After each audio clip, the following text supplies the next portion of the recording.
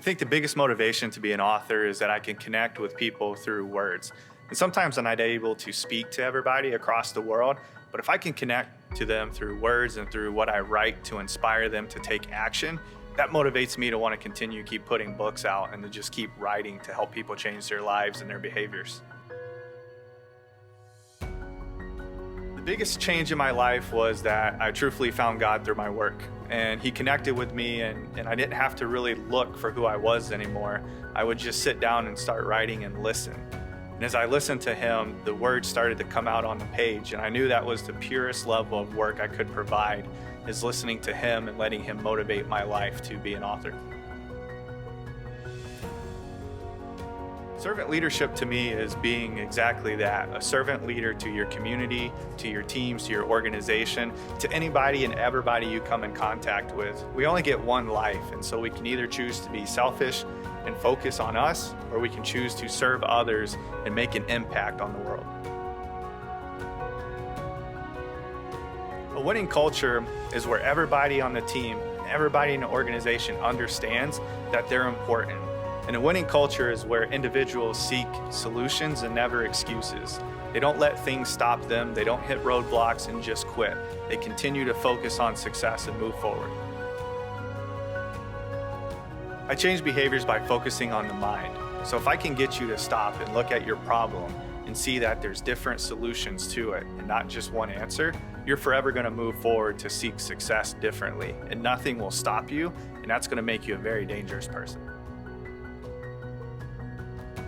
All my life, I valued the impact of words. And if you really look at history, the greatest things were accomplished by those who spoke pure. And when I think about speaking pure, I think about changing people's lives. And my life was changed because I listened to speakers as a kid.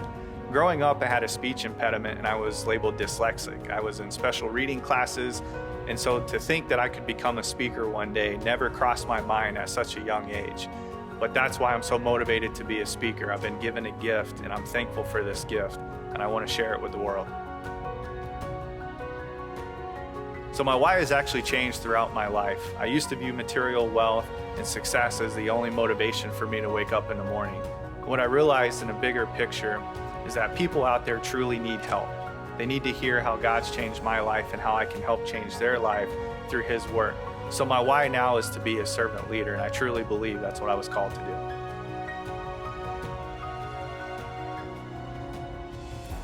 The first step is to be able to look in the mirror and realize that you're the problem. And so in times when we want to change, we like to blame everything around us. We like to blame our circumstances and our environment. But it starts up here in your mind. If you wake up and think negativity, you're only going to find negativity. So to make that first change, you have to think different and be different. The biggest thing that breaks my heart is seeing people not live to their full potential. Every single one of us are born with greatness. We have something inside of us that we can share. And the fact that our fingerprints are different on every single individual makes us unique. And so I hate to see people waste their potential. I hate to see the gifts that God gave them go to the wayside and not realize how powerful and how motivational they can be to someone else in their environment. That absolutely kills me when I see that. Becoming a father has been one of the biggest blessings in my life, truthfully. Previous to my son, Bryson, being born, I'll be honest, I was living selfishly. I was focused on myself. I wasn't being the greatest husband. But then when I saw my son come into this world, my life completely changed. And I realized that now I'm responsible for a human being. And so every action that I do, every action that I don't do is going to impact this person's life. And the one thing that I don't want to die regretting is, did I lead my son to have the best faithful life possible, to build a relationship with God? And that's done through me being a role model. So every day I wake up and I get him out of his crib, it's a reminder, God gave me such a beautiful gift, don't waste it.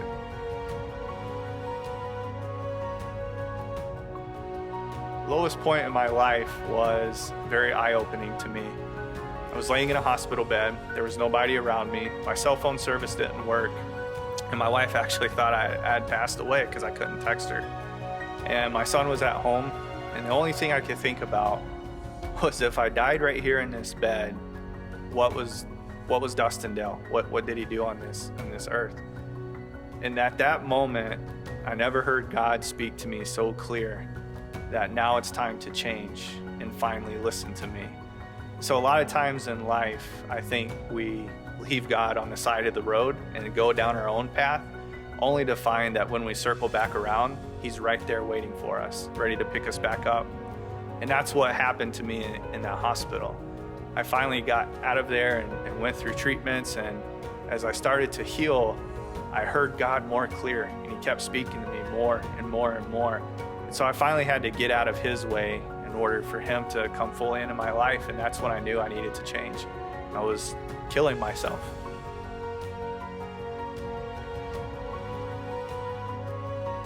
The first step to changing your life, we'll say, is you first have to realize what you're doing wrong and realize what or how you're the problem and what's going on.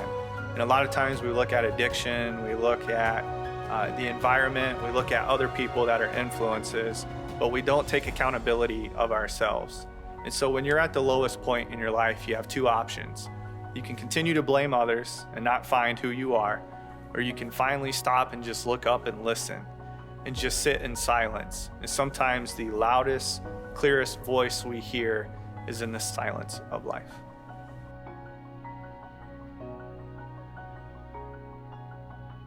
The way you make a change in your life every day is you have to wake up the right way.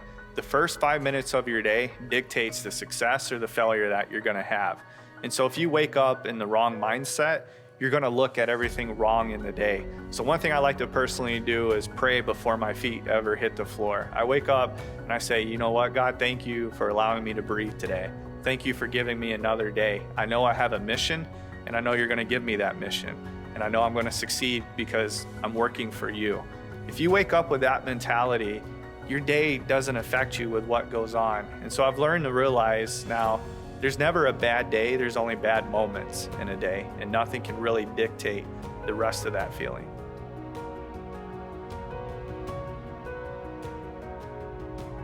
I'd say my journey now is fun and it's exciting, and there's still challenges. Just because you go through a life transformation doesn't mean everything's nice and easy. And in fact, I would say it actually gets harder.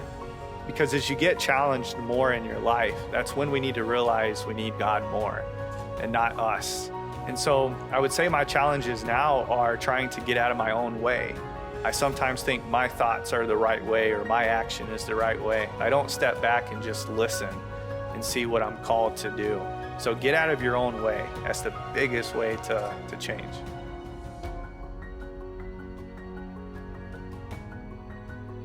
So if you're watching this and if you're listening, and if you feel unfulfilled in your journey, or if you feel like you're stuck, if you feel like you're trapped, there's no hope, what you have to realize is that you're stuck in your mind.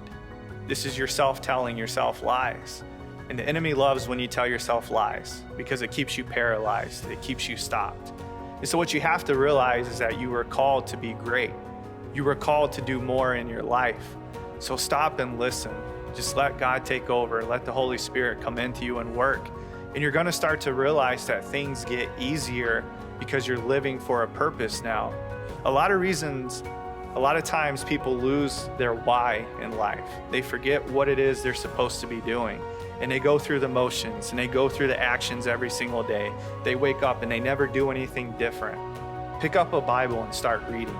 Start praying. Start looking at your life differently. Stop living in a pity party that it's never gonna get better. That's you lying to yourself, and that's not what you were born to do.